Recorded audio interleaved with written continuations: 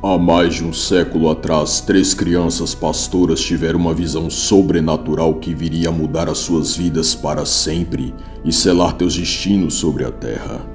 Em 1917, na localidade de Fátima, Portugal, mais precisamente na Cova da Iria, os 3 pastorinhos, sendo eles Lúcia dos Santos e os irmãos Jacinta e Francisco Marto, relataram terem visto uma senhorinha mais brilhante que o sol, sobre uma nuvem acinzentada que pairava acima de uma azinheira de pouco mais de 1 metro de altura. As aparições teriam sido precedidas por um anjo que teria preparado as crianças para esta que seria uma das mais famosas aparições marianas da história da Igreja Católica Romana. Dentre muitas mensagens e manifestações tidas como miraculosas, se destacam os famosos segredos de Fátima, dos quais nos atentaremos ao primeiro dos 3, que se resumia na visão do inferno. Segundo Lúcia, após pedir que se sacrificassem pela conversão dos pecadores, a aparição abriu os braços e o reflexo de luz pareceu penetrar na terra. Segundo as palavras da própria vidente, mostrou-nos um grande mar de fogo que parecia estar debaixo da terra. Mergulhados neste fogo, os demônios e as almas, como se fossem brasas transparentes e negras, ou bronzeadas com forma humana, que flutuavam no incêndio levadas pelas chamas que delas mesmas saíam, juntamente com nuvens de fumo, caindo para todos os lados, semelhantes ao cair das fagulhas dos grandes incêndios sem peso nem equilíbrio. Entre gritos desesperados e gemidos de dor, que horrorizava e fazia estremecer de pavor. Os demônios distinguiam-se por formas horríveis e asquerosas de animais espantosos e desconhecidos, mas transparentes e negros. Esta vista foi um momento, e graças à nossa boa Mãe do Céu, que antes nos tinha prevenido com a promessa de nos levar para o céu na primeira aparição, se assim não fosse, creio que teríamos morrido de susto e pavor. Em seguida, levantamos os olhos para a Senhora que nos disse com bondade e tristeza: vistes o inferno, para onde vão as almas dos pobres pecadores. Para salvar, Deus quer estabelecer no mundo a devoção ao meu imaculado coração. Se fizerem o que eu disser, salvar-se-ão muitas almas e terão paz. A guerra vai acabar, mas se não deixarem de ofender a Deus, no reinado de Pio XI começará outra pior. Quando virdes uma noite, alumiada por uma luz desconhecida, sabei que é o grande sinal que Deus vos dá, de que vai punir o mundo de seus crimes por meio da guerra, da fome e de perseguições à Igreja e ao Papa. afirmava Lúcia que avistaram, ao lado esquerdo da senhora, um pouco mais alto, um ser como um anjo com uma espada de fogo cintilante na mão esquerda, que soltava chamas que pareciam incendiar o mundo, mas apagavam-se com o contato do brilho que da mão direita expedia a senhora ao seu encontro. O anjo, apontando com a mão direita para a terra, com voz forte dizia: "Penitência! Penitência! Penitência!"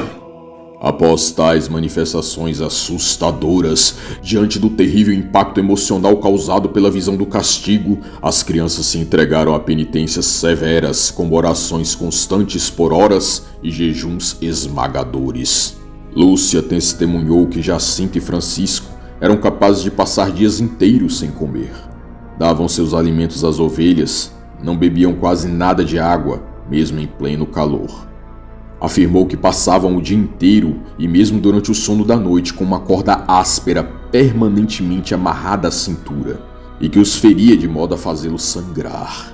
Todo este sacrifício era para a conversão dos pecadores. O medo do inferno se transformou numa obsessão pela salvação das almas. Em setembro do mesmo ano, numa nova aparição, foi transmitida pela Senhora a mensagem de que Deus estaria contente com o sacrifício e as penitências das crianças. O comportamento dos pastorinhos, em especial dos dois irmãos Marto, alterou-se de tal maneira que desde então Francisco passou a preferir ficar sozinho e isolado. Marcado pelas palavras da senhora para que não ofendam mais a Deus, ele se retirava em solidão, segundo o próprio, para consolar Jesus pelos pecados do mundo com orações e mais penitência. Abandonando a escola, Francisco escondia-se para fazer reparação pelos pecadores. Mais jejuns, mais penitência, mais mortificação. É possível que os prolongados jejuns e horas sem comer tenham enfraquecido a ponto de sucumbir à epidemia gerada pela gripe espanhola que varreu a Europa em 1918, em consequência da Primeira Guerra Mundial. Por fim, Francisco acabou por falecer em casa, na freguesia de Fátima, a 4 de abril de 1919, com apenas 10 anos de idade. Jacinta, sua irmã, relatada por Lúcia como uma criança afável e de emocional frágil, tal qual seu irmão que sucumbiu à gripe espanhola e por meses ficou internada em vários hospitais.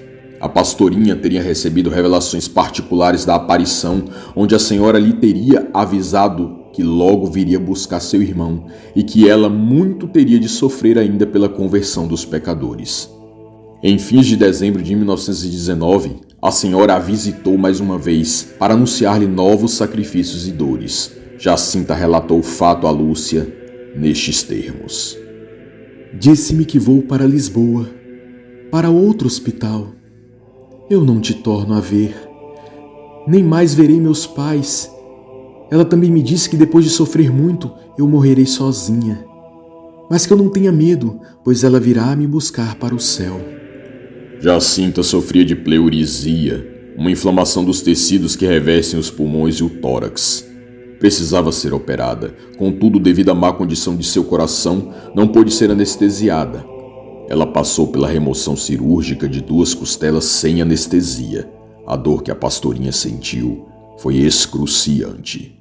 De acordo com o cirurgião que a operou, Jacinta clamava por Jesus e por Deus em meio à terrível tortura do procedimento. As dores só cessaram com um cumprimento profético. Com apenas 9 anos, Jacinta acabou por deixar esta vida, como teria dito a profecia. Sucumbiu sozinha numa cama de hospital em Lisboa, poucos dias após a cirurgia. Por fim, Lúcia dos Santos, a principal vidente, se dedicou a uma vida religiosa quase por uma imposição obrigatória. Diversos mistérios a circundam e há quem afirme que a mesma teria sido silenciada e substituída por uma farsante nos últimos anos. Conspiração eclesiástica? Talvez.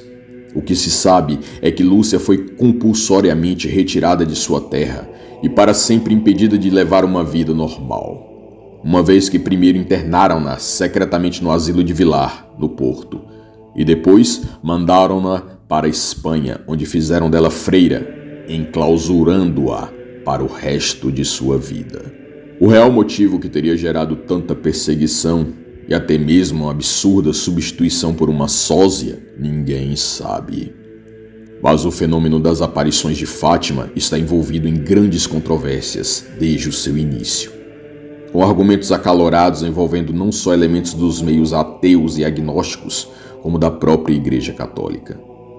Há quem não creia que as aparições tenham sequer existido, que tudo não passou de encenação para angariar fiéis para uma igreja em declínio e esconder crimes nefastos.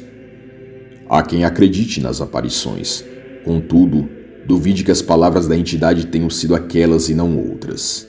Afirmam alguns que as aparições nada têm a ver com religião, mas sim com fenômenos ufológicos.